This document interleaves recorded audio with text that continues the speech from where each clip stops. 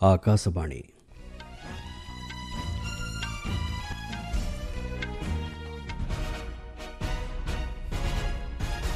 संवाद पढ़ुछन्ते चंदन घोष।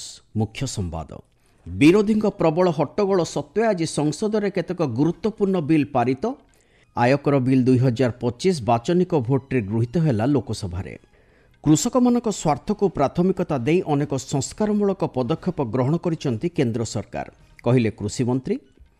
जोगाजोग क्षेत्र में दक्षता विकास सहित डिजिटल भारत दृष्टिकोण को साकार करने लगी सरकार को प्रतिबद्धता दोहराइचंती विभागीय मंत्री। देशर सुरक्षा लगी समस्त आवश्यक पदक्षेप नेबा दिगरे सरकार निरंतर प्रयास जारी रखिचंती बोली वैदेशिक व्यापार मंत्रालयर सूचना। एवं महाराष्ट्र रे सड़क दुर्घटना रे 7 महिला मृत्यु, मृतकों परिवार वर्ग को 2 लाख टंका लेखाएं अनुकंपामूलक सहायता राशि घोषणा कले प्रधानमंत्री। विरोधी प्रबल हट्टगोल जोगु संसदर उभय गृहर कार्य आज अनेकांशरे बाधाप्राप्त होइतिले मध्य केतेक गुरुत्वपूर्ण विधेयक पारित होइछि। बिहार स्वतंत्र भोटर तालिका संशोधन अभियान उपरे आलोचना दाबी करी विरोधी दल गुड़िक प्रबल हट्टगोल जारी रखिथिले। लोकसभा को पर्यायक्रमे 2 थर मुलतवी रखा जायथिला। अपराह्न 4टा परे गृहर अधिवेशन आरंभ हेबा क्षणी आयकर बिल समेत 2टी गुरुत्वपूर्ण विधेयक गृहरे पारित होइथिला। एहा परे विरोधी हट्टगोल जोगु गृह कार्य चलाइबा संभव न हेबारु आज पई मुलतवी रखा जायछि।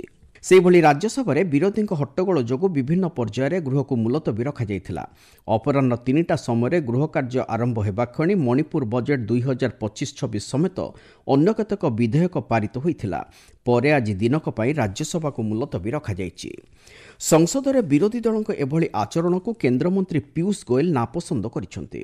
संसद में जनसाधारण गुरुत्वपूर्ण समस्या उपरे आलोचना न करी विरोधी दल गुड़िक दिशाहीन भाव कार्य करुछंति बोली से कहिसेंति।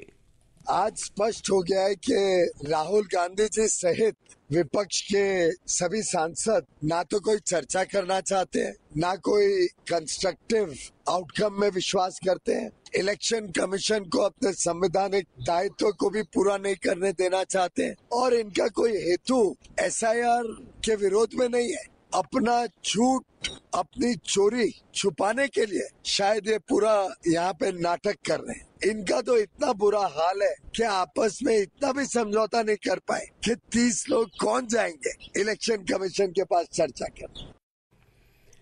लोकसभा रे आज कर प्रदान संशोधन विधेयक 2025 एवं आयकर बिल 2025 बाचनिक भोट्रे गृहीत होइछि।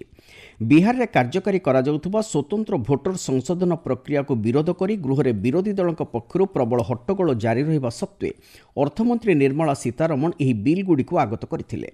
आयकर विधेयक 2025 माध्यम रे 63 वर्ष पुराना आयकर नियम रे संशोधन करा सहित एहाको अधिक सरल करा जायछि।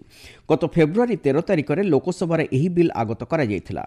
एहा परे संपृक्त बिल रो जांच पई बीजेपी सांसद बैजयंत पंडा को अध्यक्षतार एक कमिटी गठन करा जायथिला। 31 जन सदस्यों को नै गठित कमिटी सर्वमोट 285 परामर्श सहित गत जुलाई 21 तारिख रे रिपोर्ट दाखल करथिला।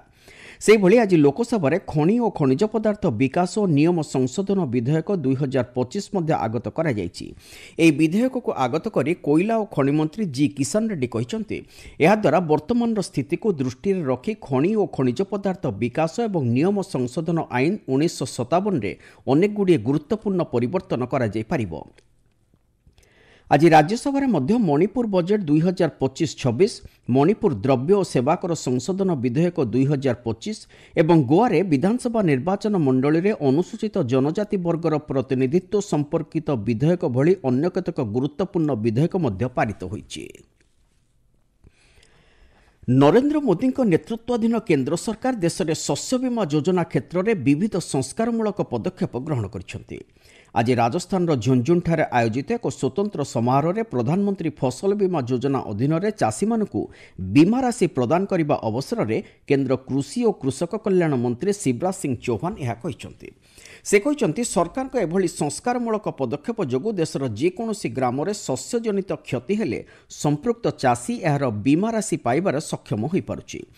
2016 ମସିହାରୁ ଆଜି ପର୍ଯ୍ୟନ୍ତ ଦେଶବ୍ୟାପୀ ଚାଷୀଙ୍କୁ 2,12,000 କୋଟିରୁ ଉର୍ଦ୍ଧ୍ୱ ଟଙ୍କା ଶସ୍ୟ ବୀମା ଆକାରରେ ପ୍ରଦାନ କରାଯାଇ ସାରିଛି ବୋଲି କୃଷିମନ୍ତ୍ରୀ କହିଛନ୍ତି। ସେ କହିଛନ୍ତି ଚାଷୀମାନଙ୍କ ଆୟ ବୃଦ୍ଧି କରି ସେମାନଙ୍କୁ ସମୃଦ୍ଧ କରିବା ଦିଗରେ କେନ୍ଦ୍ର ସରକାର ନିରନ୍ତର ପ୍ରୟାସ ଜାରି ରଖିଛନ୍ତି। କୌଣସି ସ୍ଥିତିରେ ମଧ୍ୟ କୃଷକମାନଙ୍କ ସ୍ୱାର୍ଥହାନି ହେବାକୁ ଦିଆଯିବ ନାହିଁ ବୋଲି ଶ୍ରୀ ଚୌହାନ ଦୃଢ଼ୋକ୍ତି ପ୍ରକାଶ କରିଛନ୍ତି। हम अच्छे बीज बनाने में लगे हुए हैं और जल्दी सफलता प्राप्त करेंगे ताकि दुनिया का मुकाबला कर सकें। एक धन्यवाद मैं अपने प्रधानमंत्री जी को देना चाहता हूं। दुनिया के ताकतवर देश समझौता करो, हमारे देश के कृषि उत्पाद गेहूं, चावल, मक्का सब भारत में बिना ड्यूटी के आने दो। किसान भाइयों अपने देश में आ जाता तो हमारी फसलों की कीमत बहुत गिर जाती और हमारा किसान बर्बाद हो जाता। लेकिन तय किया प्रधानमंत्री जी ने कि चाहे कितना ही व्यक्तिगत नुकसान हो जाए मैं तैयार हूं, लेकिन किसानों का नुकसान नहीं होने दूंगा। किसानों के हित से कोई समझौता नहीं करूंगा। ଶ୍ରୀ ଚୌହାନ ଆଜି ପ୍ରତ୍ୟକ୍ଷ ଲାଭ ହସ୍ତାନ୍ତର ବ୍ୟବସ୍ଥା ମାଧ୍ୟମରେ 35 ଲକ୍ଷରୁ ଉର୍ଦ୍ଧ୍ୱ ଚାଷୀଙ୍କ ବ୍ୟାଙ୍କ ଆକାଉଣ୍ଟକୁ ପ୍ରାୟ 3,900 କୋଟି ଟଙ୍କା ପ୍ରଦାନ କରିଛନ୍ତି। ଆପଣମାନେ ସମ୍ବାଦ ଶୁଣୁଛନ୍ତି ଆକାଶବାଣୀରୁ। ଦେଶରେ ଯୋଗାଯୋଗ କ୍ଷେତ୍ରରେ ଦକ୍ଷତା ବିକାଶ ସହିତ ନବସୃଜନତା ଉପରେ ପ୍ରାଥମିକତା ଦେଇ ସରକାର କାର୍ଯ୍ୟ କରୁଛନ୍ତି ବୋଲି କେନ୍ଦ୍ରମନ୍ତ୍ରୀ ଜ୍ୟୋତିରାଦିତ୍ୟ ସିନ୍ଧିଆ କହିଛନ୍ତି। ଆଜି ନୂଆଦିଲ୍ଲୀଠାରେ ଭାରତ ସଞ୍ଚାର ନିଗମ ଲିମିଟେଡ୍ BSNL ଏବଂ 4ଟି ବିଶ୍ୱସ୍ତରୀୟ ଅଗ୍ରଣୀ ବୈଷୟିକ ଜ୍ଞାନ ସମ୍ପନ୍ନ କମ୍ପାନୀ ମଧ୍ୟରେ ହୋଇଥିବା ବୁଝାମଣା ପତ୍ରକୁ ଉନ୍ମୋଚନ କରିବା ଅବସରରେ କେନ୍ଦ୍ର ଯୋଗାଯୋଗ ମନ୍ତ୍ରୀ ଏହା କହିଛନ୍ତି। ସେ କହିଛନ୍ତି ଡିଜିଟାଲ ଭାରତ ଓ ଆତ୍ମନିର୍ଭର ଭାରତ ଦୃଷ୍ଟିକୋଣକୁ ସାକାର କରିବା ଉଦ୍ଦେଶ୍ୟରେ ସରକାର ଏଭଳି ପଦକ୍ଷେପ ନେଇଛନ୍ତି। आज बहुत महत्वपूर्ण दिवस है मध्य प्रदेश के लिए, जबलपुर के लिए, पूरे भारतवर्ष के लिए। प्रधानमंत्री नरेंद्र मोदी जी के नेतृत्व में जो एक नया सूर्योदय, जहां देश के मानव संसाधन को नया प्रशिक्षण विश्व स्तरीय कंपनीज के द्वारा दिया जा रहा है, चाहे वो क्वालकॉम हो, सिस्को हो, नोकिया हो, अनेक कंपनीज हो। और ये शुरुआत जबलपुर में की जा रही है बाबा Saheb Bhimrao Ambedkar telecom training institute के अंतर्गत। ପାକିସ୍ତାନ ସେନାଧ୍ୟକ୍ଷ ଆସିମ ମୁନିରଙ୍କ ପରମାଣୁ ଅସ୍ତ୍ର ପ୍ରୟୋଗ ଧମକକୁ ଭାରତ ତୀବ୍ର ନିନ୍ଦା କରିଛି। ବୈଦେଶିକ ବ୍ୟାପାର ମନ୍ତ୍ରଣାଳୟ ପକ୍ଷରୁ ଜାରି କରାଯାଇଥିବା ଏକ ବିବୃତ୍ତିରେ ମୁଖପାତ୍ର ରଣଧୀର ଜୟସ୍ୱାଲ କହିଛନ୍ତି ଦେଶର ସୁରକ୍ଷା ଲାଗି ସମସ୍ତ ଆବଶ୍ୟକ ପଦକ୍ଷେପ ନେବା ଦିଗରେ ସରକାର ନିରନ୍ତର ପ୍ରୟାସ ଜାରି ରଖିଛନ୍ତି। କୌଣସି ପ୍ରକାର ପରମାଣୁ ଅସ୍ତ୍ର ପ୍ରୟୋଗ ଜନିତ ଧମକ ନିକଟରେ କୌଣସି ସ୍ଥିତିରେ ମୁଣ୍ଡ ନୁଆଇବ ନାହିଁ ବୋଲି ଭାରତ ପୂର୍ବରୁ ସ୍ପଷ୍ଟ କରିସାରିଛି ବୋଲି ଶ୍ରୀ ଜୟସ୍ୱାଲ କହିଛନ୍ତି। ଆକାଶବାଣୀର ଦ୍ୱିଭାଷିକ ଫୋନ୍ ଇନ୍ କାର୍ଯ୍ୟକ୍ରମ ପବ୍ଲିକ୍ ସ୍ପିକ୍ରେ ଆଜି ରାତି 9:30ରେ ଅଙ୍ଗଦାନ ନୂତନ ଜୀବନ ଲାଗି ଅବଦାନ ଶୀର୍ଷକ ଆଲୋଚନାର ପ୍ରଚାର କରାଯିବ। ନେଟୋର ଯୁଗ୍ମ ନିର୍ଦ୍ଦେଶକ ସାଇନି ସୁମନ ପ୍ରଧାନ ଏବଂ ଭାରତୀୟ ଚକ୍ଷୁ ବ୍ୟାଙ୍କ ସଂଘର ମହାସଚିବ ଡାକ୍ତର ରାଜେଶ ସିହ୍ନା ଆଲୋଚନାରେ ଅଂଶଗ୍ରହଣ କରିବେ। କାର୍ଯ୍ୟକ୍ରମ ସମୟରେ ଶ୍ରୋତାମାନେ ସେମାନଙ୍କ ପ୍ରଶ୍ନ ପଚାରିପାରିବେ। ଏଥିପାଇଁ ସେମାନଙ୍କୁ 011-2371-71117 ଓ 011-233-14444 ନମ୍ବରକୁ ଡାଏଲ୍ କରିବାକୁ ପଡ଼ିବ। ଏହା ବ୍ୟତୀତ ଶ୍ରୋତାମାନେ 9289094044 ନମ୍ବରକୁ ହ୍ୱାଟ୍ସଆପ୍ ଏବଂ ସାମାଜିକ ଗଣମାଧ୍ୟମ ଏକ୍ସରେ #AskAir ମାଧ୍ୟମରେ ପ୍ରଶ୍ନ ପଚାରିପାରିବେ। ଏହା ଆକାଶବାଣୀ ଗୋଲ୍ଡ ଚ୍ୟାନେଲ ଓ ଅତିରିକ୍ତ ଫ୍ରିକ୍ୱେନ୍ସି ଗୁଡ଼ିକରୁ ଶୁଣାଯାଇପାରିବ।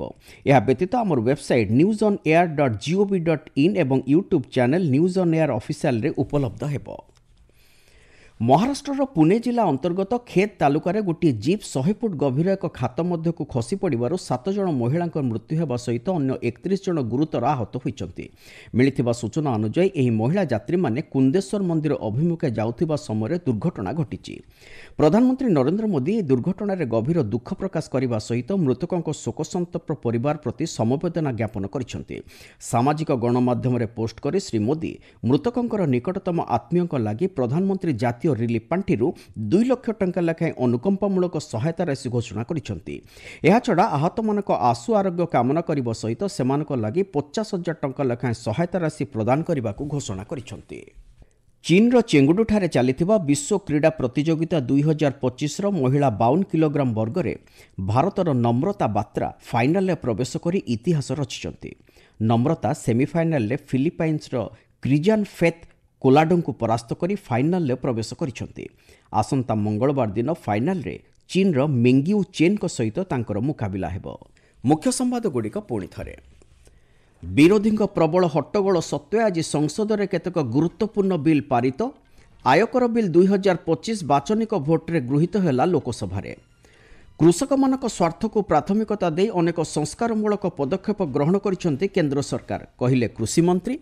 ଏବଂ ଯୋଗାଯୋଗ କ୍ଷେତ୍ରରେ ଦକ୍ଷତା ବିକାଶ ସହିତ ଡିଜିଟାଲ ଭାରତ ଦୃଷ୍ଟିକୋଣକୁ ସାକାର କରିବା ଲାଗି ସରକାରଙ୍କ ପ୍ରତିବଦ୍ଧତା ଦୋହରାଇଛନ୍ତି ବିଭାଗୀୟ ମନ୍ତ୍ରୀ। ସମ୍ବାଦ ଶେଷ ହେଲା।